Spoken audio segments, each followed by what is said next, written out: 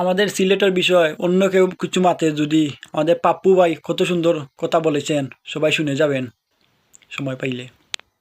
আসসালামু আলাইকুম গাইজ, ভালো আছেন আপনারা? আগে ভিডিওটা দেখুক, তারপর আমি দুই সেকেন্ড কথা কইলাম। সবচেয়ে সুন্দর জেলা কোনটি? সিলেট।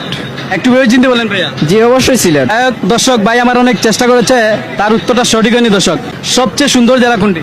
কক্সবাজার। একটু ভেবে চিনতে বলেন ভাইয়া। কক্সবাজারই। ওনারা দুজনেই কিন্তু অনেক চেষ্টা করেছে দর্শক, তাদের উত্তরটা সঠিক হয়নি দর্শক। আসসালামু আলাইকুম বড় ভাই, কিতা খবর? সবার আছেন নি ভালো? আপনি আশা করি শরীর কত্তরও ভালো আছে। তো যাই হোক, খাজর মাতো তুমি বিউ খাও মানিলা কি চ্যানেল বড় করতে করিয়া আমার জেলারে যেন ছোট করে কথাবার্তা কইছো, সিলেট জেলারে।